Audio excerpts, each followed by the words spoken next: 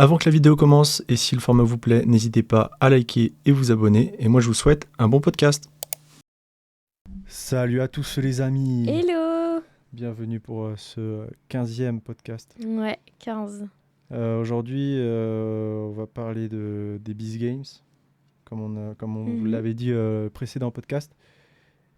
Et on va parler aussi d'une série que j'ai binge-watch un peu ce week-end. Pas qu'un peu. Oui, c'est vrai. Il y a 2 saisons où j'ai regardé les 2. Ouais, carrément. Moi, je peux pas suivre. Du coup, j'ai regardé un petit peu le premier épisode. Je sais un peu de quoi ça parle. Ouais. Mais je compte sur toi pour me raconter un peu comment c'est. Il y aura un petit peu de mise en contexte, Ouais. Mais avant, un petit point actu peut-être. Ouais, alors, j'ai vu... Enfin, c'est vraiment petit point actu. Mais j'ai vu passer...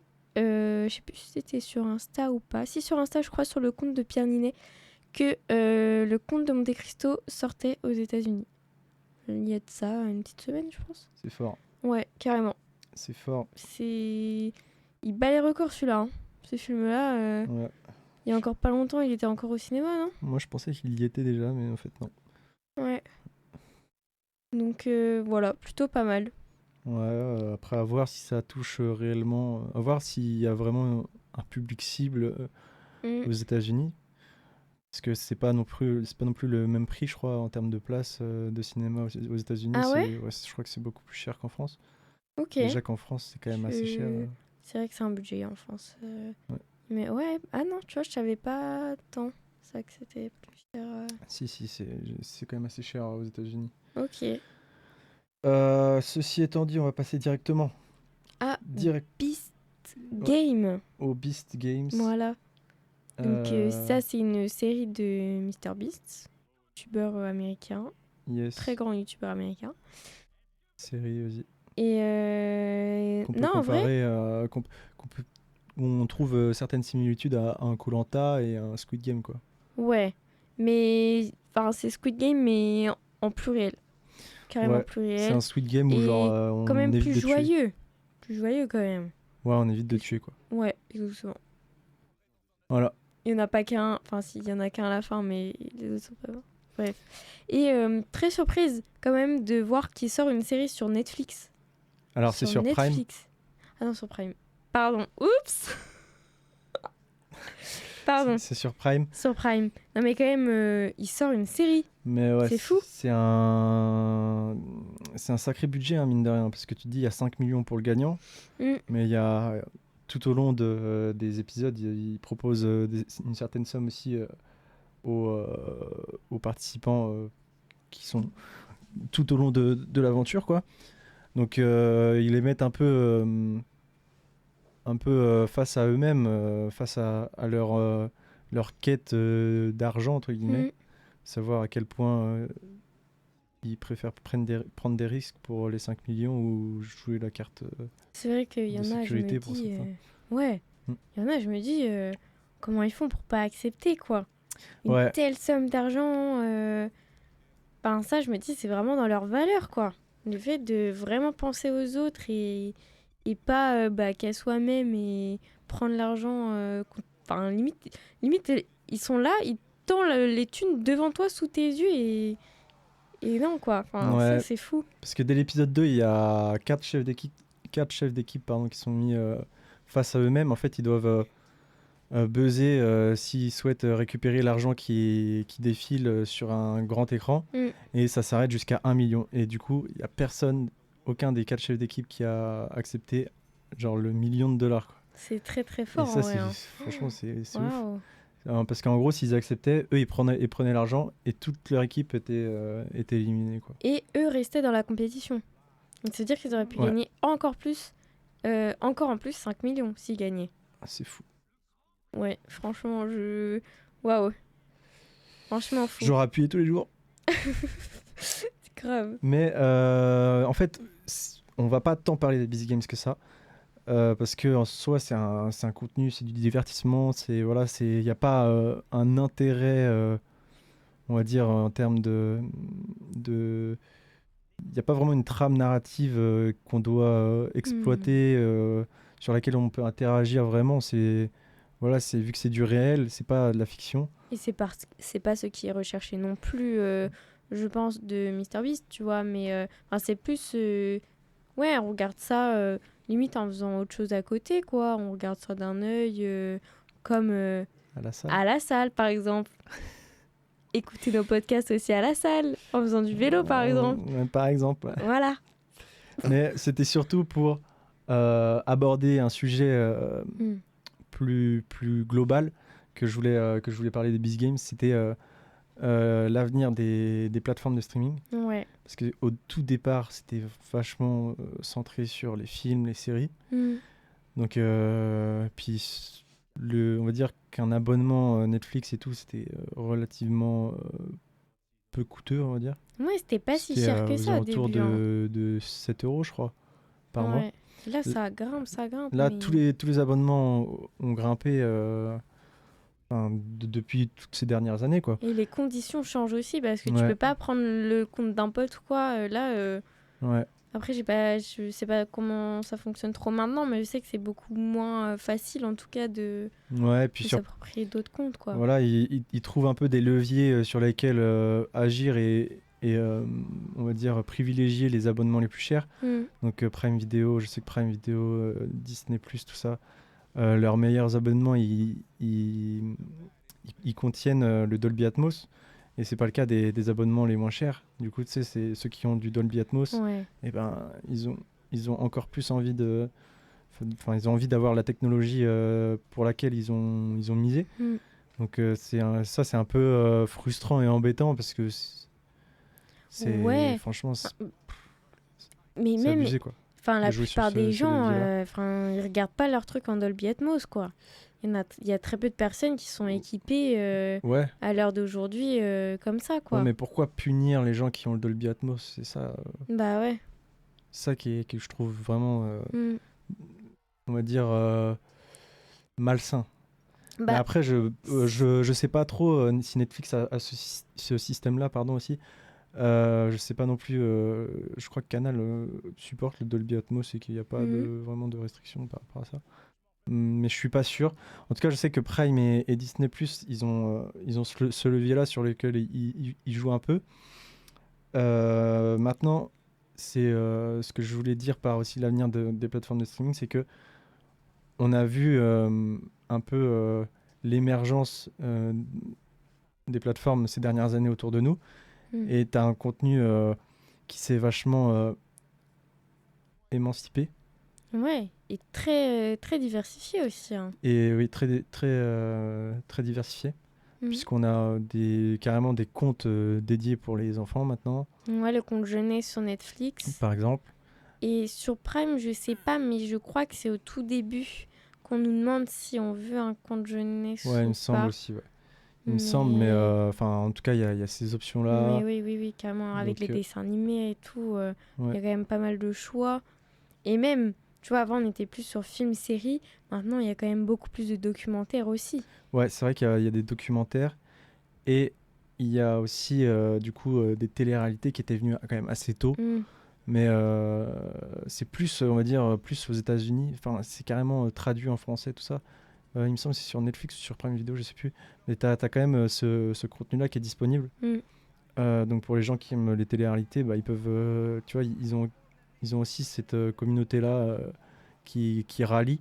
Ouais, carrément. Et derrière, tu sais, ça fait augmenter le prix de l'abonnement aussi de Netflix parce qu'à la base, eux, ils n'étaient pas rentables. Ils n'étaient pas du tout rentables, Netflix. C'était une politique sur le long terme qu'ils visaient. Et du coup, ça devient un budget aussi quand même. Ouais, en élargissant le contenu et l'audience cible, derrière ça fait augmenter le prix aussi des abonnements. Donc, et ça veut dire que tu prends Netflix, tu prends Prime, tu prends Apple TV. Enfin, si tu prends vraiment un par un, ça revient très cher. C'est un budget. Hein. C'est pour ça que maintenant il y a des packs et tout, même avec les... Canal. Ouais, par exemple avec Canal et tout, il y a des packs, donc ça c'est bien. Mais quand même, ça reste pas donné. Hein. Canal, en vrai, ils font quand même des belles offres pour les moins de 26. Ouais. Franchement, je trouve ça va. Parce que Canal, franchement, ils ont du contenu de super qualité. Sur le catalogue Canal, t'as des documentaires vraiment intéressants. T'as des trucs Je pense à La Tuerie de Chevaline qui était dispo, Ouais, carrément. qui était super cool. Il y a vraiment bah, des films du box-office Mm. qui débarquent pas longtemps après. Et même, il y a des offres avec les box aussi, les box famille et tout. Ça, c'est pas mal aussi. Mm. Au moins, ça permet de réduire et d'avoir accès à plus de choses aussi, c'est pas mal. Ouais. Mais du coup aussi récemment, il y a eu l'arrivée de carrément des événements sportifs. Ouais. C'est pour ça que là, je pense que vous avez vu depuis...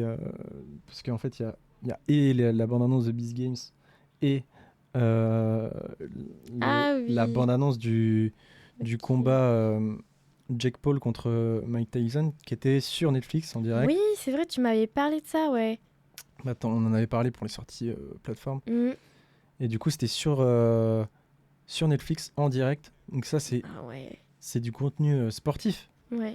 C'est un événement sportif qui se sont mis à couvrir. Et ça engendre, on va dire, on imagine que ça engendre des coûts très élevés, tu vois, Mm. pour acquérir des droits TV comme ça. Sur un combat comme celui-là, qui est quand même fortement médiatisé. Et puis je crois qu'il a battu pas mal de records en termes de visionnage hein, sur Netflix. Ouais, C'était je quand même. crois, ouais. Mais tu vois, je me dis, enfin, je pense que les plateformes vont s'orienter vers ça aussi, tu vois, le sport et tout. Mais est-ce que, tu vois, des gros événements comme, tu sais, je sais plus exactement qui l'a fait ou quoi, mais tu sais, les combats de boxe et tout avec les youtubeurs là. Je sais plus comment ça s'appelle. Je sais pas s'il y avait un nom quoi avec Ah, JC et tout. la DTR Fight, ok. Ouais. Bah, je Ouais. me dis, tu vois, ce genre de contenu, peut-être que ça pourrait arriver sur Netflix ou des plateformes Mm. plus tard si c'est amené à se ramener, tu vois. Ou alors Moi, je suis le pas GP sûr. Explorer ou ce genre de truc, j'en sais rien, tu vois. Mais peut-être, je sais pas. En fait, je suis pas sûr que ce genre d'événement, ça peut être sur Netflix sur le long terme.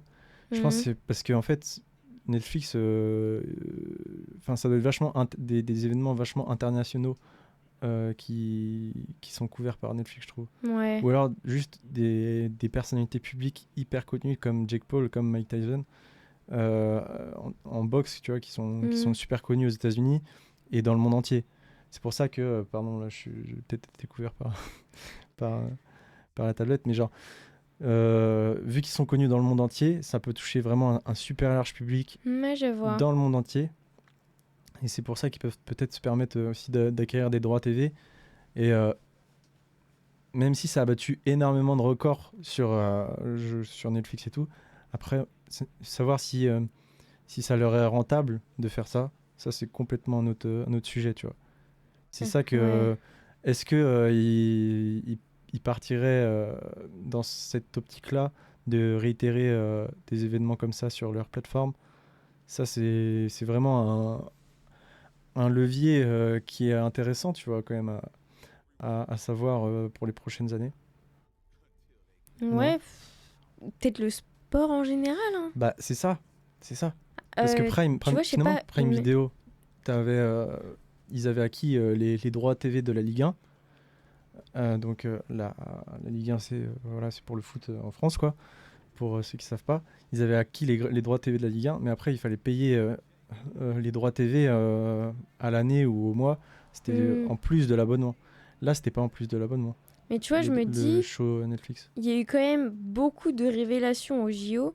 Genre, je pense à Léon Marchand, par exemple, ou Mhm.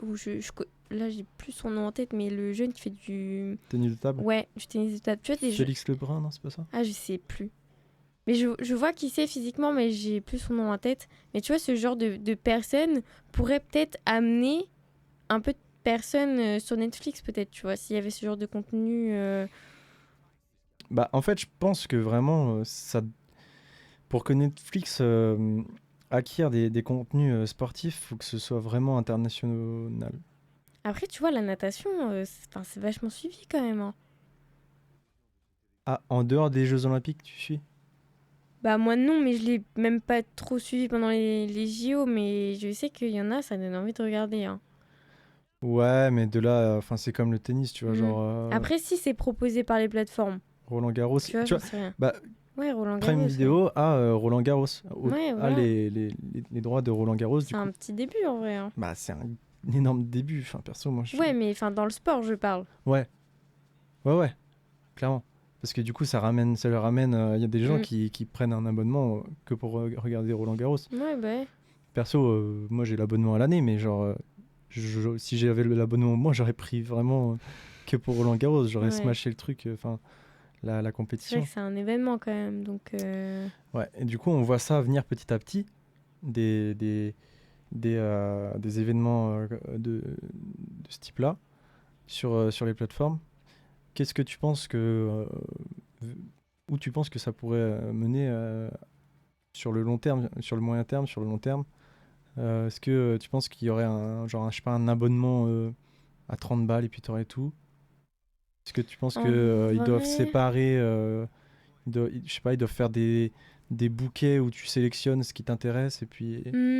Après, je pense qu'à l'avenir, ils pourraient proposer, tu vois, limite un gros pack avec vraiment plusieurs choses.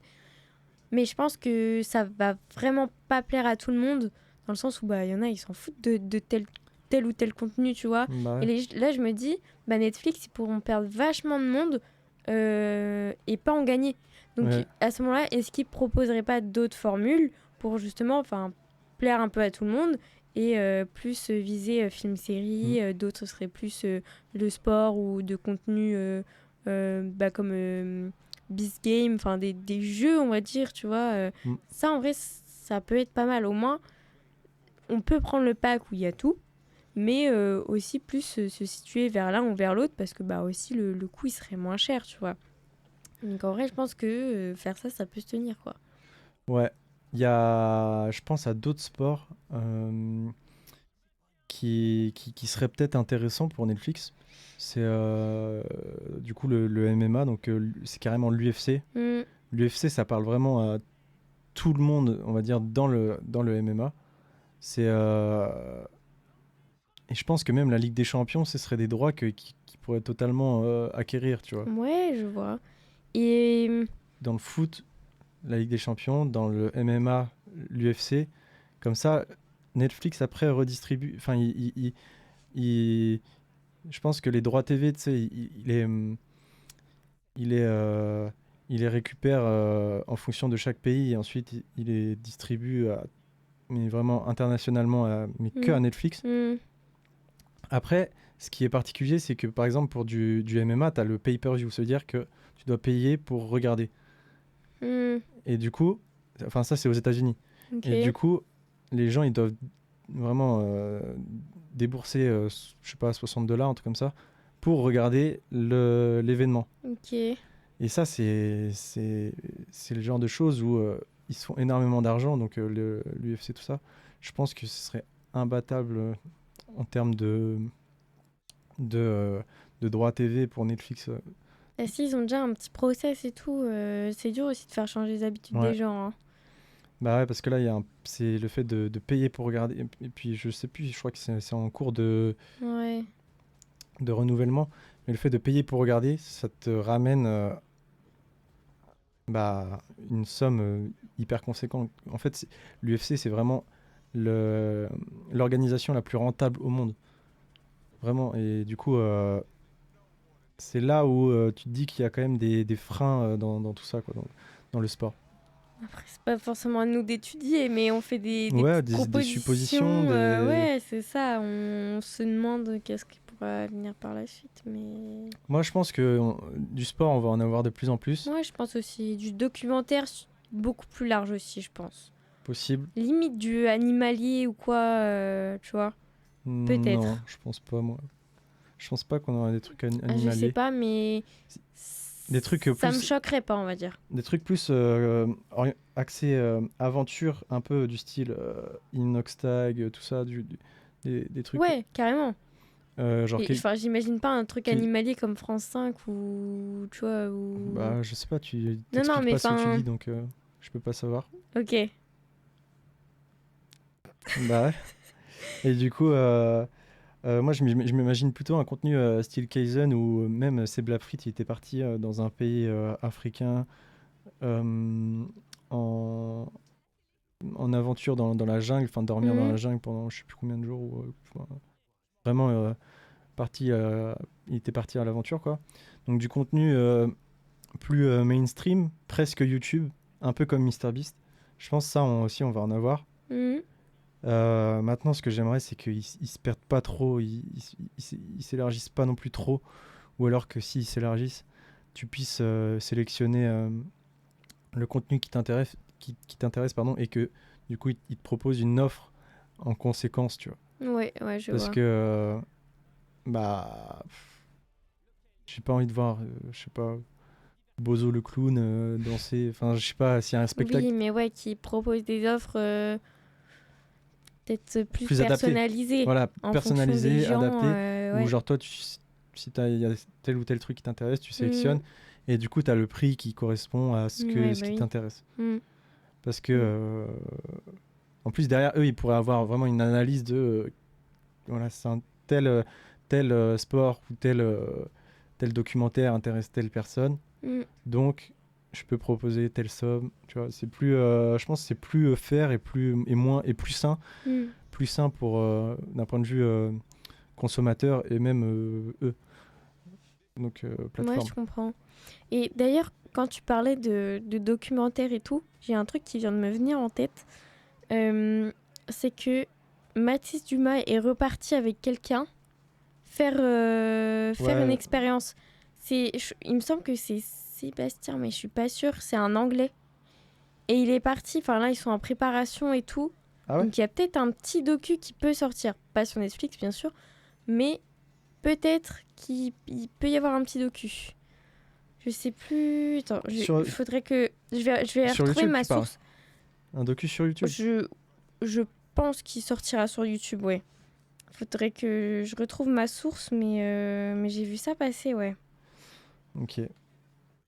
Bon, sinon, on va passer à la petite série que j'ai binge-watch ce week-end. Ouais. Donc, c'est The Head. Donc, c'est sorti. Ah bah voilà, juste j'ai retrouvé. Tu vois, c'est Seb. Et c'est The Arctic Tribe. Je sais pas comment on dit. Mais en gros, c'est un gars, il se prépare pareil à faire un truc à ski ou un truc comme ça. Inoxtag, quoi. Ouais, mais pareil avec Mathis et tout, pareil. Okay. Après, je pense que ce sera pas aussi fort parce que il est beaucoup moins connu, mais je pense que peut y avoir un truc qui va sortir. Pas tout de suite, sur YouTube, quoi. Ouais, sur YouTube, je pense. Ouais. Mais voilà, j'ai vu ça, donc je voulais préciser ça. Du coup, j'ai regardé The Head, qui est sorti en 2020 sur Canal. Et en fait, c'est une série qui se passe dans le pôle sud, donc en Antarctique. Et en fait, c'est une expédition pour trouver une sorte de remède pour réparer la planète, plus ou moins. En fait, ils cherchent à trouver, alors je sais plus, je crois que c'est une molécule ou une bactérie qui rattraperait tout le CO2 qu'on émet, voilà, tout l'effet de serre finalement qu'on émet sur Terre, et que du coup ça rattraperait la pollution globale terrestre. Ah ok, d'accord. Et du coup en fait il y a une expédition, donc c'est Polaris 6, l'expédition. Donc Polaris 6, c'est le nom de la mission, entre guillemets, c'est le nom de la mission. Et du coup, ils y vont pour continuer à développer, comment dire, à développer leur recherche sur cette bactérie molécule. Enfin, je sais pas comment dire, parce que j'ai pas les termes pharmaceutiques laboratoires. Ouais. Mais les gens qui y vont, c'est des professionnels ou c'est un peu des novices? Non, c'est des professionnels, mais en fait, tu découvres au fur et à mesure de la série qu'ils ont tous un peu des casseroles, quoi. Comment ça? Genre, en fait, pour que pour l'expédition, ils passent devant une caméra où ils disent pourquoi ils y vont, pourquoi ils sont intéressés pour y aller, tout ça. Et ils racontent un peu leur vie. En mode de CV un peu, ils font... Ok, ouais. Et du coup, le CV, on l'a un petit peu tout au long de la série. D'accord, ok, ouais. Et du coup, la saison 1, ils vont à Polaris 6, continuer leur recherche. Et en fait, ils vont à Polaris 6 parce que ils avaient, pour continuer leur recherche, parce qu'ils les avaient déjà commencé sur Polaris 5. Ok. Et apparemment, ils avaient trouvé que c'était... que ça fonctionnait, enfin, ils avaient prouvé tout ça. Sauf que malheureusement, il s'est passé un truc sur Polaris 5 où il y a eu une explosion et il y a une femme de l'expédition qui est morte dans un incendie. Ok. Et du coup, on comprend pas pourquoi ils nous racontent. On se dit ok, ils vont juste poursuivre dans leur recherche. C'était comme une petite enquête un peu. C'est ce qu'il nous faut comprendre ou. Il y a une enquête, tu vois, de est-ce que elle est vraiment morte dans l'incendie, tout ça. Voilà. Qu'est-ce qui s'est passé, quoi. Ouais. Et du coup, ils arrivent sur Polaris 6 et premier épisode, il y a un meurtre. Franchement, la série, elle est vraiment stylée. Alors après, il y a des plans qui sont relativement moches. On crame que c'est en fond vert. Donc ça, c'est plus les plans du premier épisode, justement. Mais c'est pas trop dérangeant. Et du coup, on se sent vraiment en Antarctique, isolé avec eux dans la station de recherche. C'est vrai qu'on sent qu'ils sont vraiment à part. Ouais. Et du coup, on se demande limite où ils sont, quoi. Ils sont dans un cocon dans lequel ils font des recherches, tout ça. Et ils sont censés faire des recherches pendant 6 mois, je crois, parce qu'en gros, c'est... de ce que j'ai compris, c'est comment les journées se passent en Antarctique. Je crois que c'est 6 mois... C'est ce qui s'est passé. J'ai vu un petit peu du premier épisode. De nuit. Mais je sais que c'est vers les 4-6 mois que dure... la lumière du jour et l'autre partie de l'année il fait noir complet tout le temps. Voilà. Et en gros, c'est pendant cette période-là du noir complet qu'ils font les expériences. Voilà. Ouais. Et du coup, donc il y a un meurtre et tout. Le gars, il se fait découper la tête et tout. Top. Et le truc, c'est que c'est forcément un 2. Un du groupe ? Oui. Pourquoi ? Il y a personne en Antarctique. Bah ouais, mais c'est bizarre. Ça veut dire qu'il y a une taupe ? Il y a une taupe, les amis. Qui est la taupe ? Et c'est ça qui est intéressant dans le scénario. Ça veut dire que la taupe, elle cherche avec les autres. Oh, qui c'est ? En fait, ils se regardent tous et ils s'accusent tous les uns les autres. Okay. Et nous, et toi, en tant que spectateur que j'étais, mais pendant 2 jours, c'est tout. En tant que spectateur que j'étais, j'étais en mode c'est sûr c'est lui. Et puis après j'étais en mode c'est sûr c'est elle. C'est sûr c'est lui. Et tu sais, en fait t'es toujours persuadé que c'est quelqu'un, mais t'es jamais finalement t'es persuadé que pendant 20 minutes d'un épisode et après tu te dis non c'est lui. C'est que c'est bien fait finalement. C'est bien fait. De ce point de vue là est bien fait. Maintenant, il y a quelque chose de très frustrant, c'est que à la fin de la saison 1, c'est un peu si on renversait tout ce qu'il y avait sur la table. On rebalance les cartes. Ouais, voilà. À la fin de la saison 1, on renverse tout ce qu'il y a sur la table. Et du coup, c'est un peu comme si tout le reste de la saison 1 n'avait pas servi à grand-chose. Ah oui, je vois. T'as l'impression d'avoir regardé une série, la saison un peu pour rien, parce que finalement... Ok, je vois. C'est frustrant. Mais j'ai pas envie de spoil, donc je vais pas vous spoil. Parce qu'en vrai, c'est une série, vraiment, tu peux t'immerger dedans et c'est intéressant à regarder. Elle sera pas dans mon top, top 10. Non, mais elle est sympa, quoi. Elle est sympa, mais elle est sympa surtout à binge-watch. Tu la conseillerais ? Tu nous diras ta note plus tard. Mais est-ce que tu la conseillerais ? Mais franchement, c'est bizarre en fait. Je la conseille, oui et non. Mais je la conseille à binge-watch, je la conseille pas à regarder un épisode un jour, un autre jour. Pas pendant 1 ou 2 mois. Ouais, non, franchement, minimum 2 épisodes par jour. Parce qu'il faut se souvenir des éléments précédents aussi, j'imagine. Ouais, quand même. Après, t'as des petits récaps, hein, forcément. Mais, oui, mais ouais.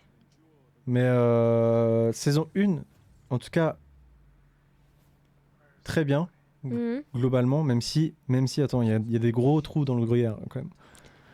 Il y a vraiment des gros trous dans le gruyère. Après, voilà, le fait que ça rabat toutes les cartes à la fin de la saison 1, ça c'est vraiment dommage. Parce que t'as l'impression on t'a berné toute la saison 1. T'as perdu ton temps, quoi. Ouais, t'as perdu ton temps. Ouais. Par contre, saison 2, ça se passe sur un bateau. Donc, ah ouais. Ouais. Ça se passe sur un bateau. Je vais pas dire pourquoi il y a une saison 2, parce que voilà, ça spoilerait la saison 1. Mais en gros, ce qui se passe à la fin de la saison 1, ça découle de la saison 2, on va dire. Il va y avoir un truc qui va faire que ça va continuer en saison 2. Et c'est un peu tiré par les cheveux, on va dire, le début de la saison 2. Mais c'est pas dérangeant. Ce qui dérange, c'est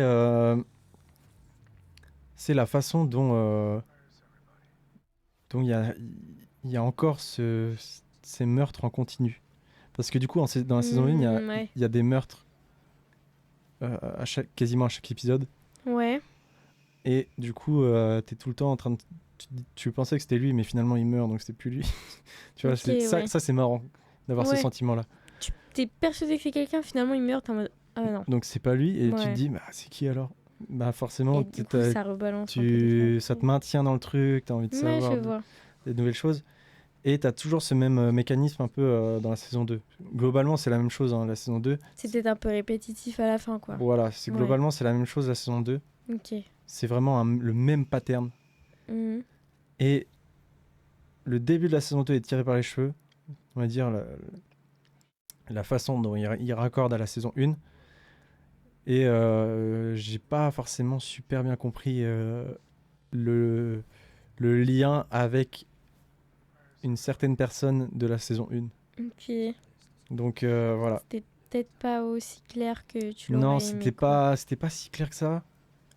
Et c'était un peu tiré par les cheveux, quoi. Surtout, c'était le même pattern, donc tu te disais, bon, c'est redondant, quoi. En vrai, par contre, l'histoire a l'air quand même cool. Du fait que, il y a des meurtres, mais tu sais pas qui c'est. Ouais, bah ça, c'est un peu stylé, je trouve. Par rapport à la saison 1, ouais. Ouais. Par rapport à la saison 2. Beaucoup moins parce que c'est la même chose. Beaucoup moins parce que c'est pas ça tue dans tous les sens. Et c'est pas une personne, tu vois, en particulier. Ils ont pas innové. C'est genre vraiment c'est tout le monde tue, quoi. Et tu te dis mais t'as de la pitié pour personne, tu vois. Tu te dis mais en fait y a pas vraiment de gentil. Ouais, je vois. Il y en a. T'as pas forcément de grosses émotions, quoi. T'es pas attaché à quelqu'un. Non, parce que tu t'as pas cette pitié, tu vois. Tu t'as pas peur, l'appréhension. Tu peux pas ressentir l'appréhension de gentil parce que tu dis qu'il y a que des méchants. Donc, ouais, je vois. T'es pas inquiet pour les méchants, puisque c'est des méchants. Oui. En fait, tu t'attaches pas forcément à une personne et tu te compares pas non plus à une personne, parce que des fois c'est ce qu'on fait dans une série ou dans un film. Voilà. On se trouve des ressemblances ou quoi avec le personnage principal. Donc là c'était pas forcément le cas, quoi. Non, voilà. Ouais, ok. Mais voilà, la saison 2, globalement assez décevante, je trouve. Moins bien, ouais. Ouais, moins bien. C'est beaucoup le cas sur des suites. Bah ouais, mais c'est surtout parce que ça reprend le même pattern. Ouais. Que finalement là, c'est des meurtres dans tous les sens, ils sont tous méchants plus ou moins. Ouais, je comprends. Et je préférais l'ambiance qu'il y avait sur la station Polaris 6 en Antarctique. Genre ça me semblait nouveau, même si voilà, c'est dans un bateau, dans un cargo, c'est pas forcément répétitif, tu vois, c'est pas quelque chose qu'on a l'habitude non plus de voir, tu vois, une série dans un cargo, mais c'est bien, ça paraît vachement restreint Tu sais, finalement, c'est tout dans le cargo, alors que sur la station Polaris 6, c'était et sur la station Polaris 6, mais aussi sur la station Polaris 5, et puis dans tout le pourtour de neige de l'Antarctique. Ouais. Là, tu es vachement restreint en cargo, tu le sens, et en plus, c'est redondant. Donc, vraiment déçu de ce point-là de la saison 2. Quoi. Ok. Maintenant, la saison 1, elle est super cool. Donc, arrêtez-vous à la saison 1. Elle est super cool, mais genre, le fait qu'on rabat toutes les cartes fin de saison 1, c'est très frustrant quand même. Ouais. Après, il y a une saison 3. Ah tiens. Donc, je crois qu'il y a une saison 3. Enfin, en tout cas, j'ai cru voir qu'il y avait une saison 3, il me semble. Je suis pas sûr, je préfère vérifier. Ouais. D'ailleurs, en parlant de saison, bon, j'ai pas tout terminé, mais les Échos m'ont dit qu'il y aurait une saison 3 de Squid Game et qu'apparemment elle sortira en avril déjà. Parce que quand même, il y a eu un certain temps entre la saison 1 et la saison 2. Et là, ils ont prévu direct la saison 3. Et apparemment, elle sortira en avril. Apparemment, c'est que des apparemment. On n'est pas sûr. Mais voilà. Donc, mais je sais pas ce qui se passe encore jusqu'à l'épisode 2. Mais voilà. Hâte de voir. Et puis peut-être une saison 3 du coup. Alors, t'as trouvé ou pas? Et pas qu'un peu. Comment ça? Je viens de voir. Une saison 4, 5, 6 aussi? Non, mais épisode... je crois qu'en fait, ça a commencé à sortir carrément. Ah ouais? Comment ça? C'est déjà sorti. Saison 3, épisode 1, le 6 octobre 2024. Pourtant, je l'ai pas... Alors, ça veut dire que c'est des droits qui ont été récupérés. Parce qu'en fait, c'est une série... je crois que c'est une prod espagnole, si je dis pas de bêtises. Ok. Et Waouh, il faut s'attacher là, quoi. Ouais. Ça veut dire qu'elle serait déjà sortie, t'aurais pas vu? Étonnant. Ouais, mais parce que peut-être que Canal n'a pas... Ouais, n'a pas encore... par contre, tu peux peut-être le voir sur notre plateforme, quoi. Ouais, possible. Bon, en tout cas, moi, je vous conseille la saison 1, parce qu'on peut la regarder sans forcément regarder la saison 2. C'est pas spécialement gênant. Une petite note pour terminer ou pas? Les deux saisons globales? Ou individuellement? Parce que franchement, des saisons globales, c'est frustrant. Je pense que je mets 13,5. Ah ouais? Et si on sépare? La saison 1, je pense que je mets 15,5, 16. Je précise qu'à partir de 15, ils recommandent. À partir de 15, je recommande. Et pour la 2? Pour la 2, 12 quand même, c'est le bordel. Hein. Ok. 12,5, je pense. Ok. C'est un peu le d'abord. Bon, dites-nous. Dites-nous ce que vous en avez pensé aussi. Sur ce, on va se laisser, hein, je pense. Ça fait déjà pas mal de temps. Ça fait un peu long, là. Ouais, ça fait déjà pas mal de temps. Et on se retrouvera la semaine prochaine. La semaine prochaine, mardi. Un nouveau podcast. Yes. Voilà. Tchuss. Ciao.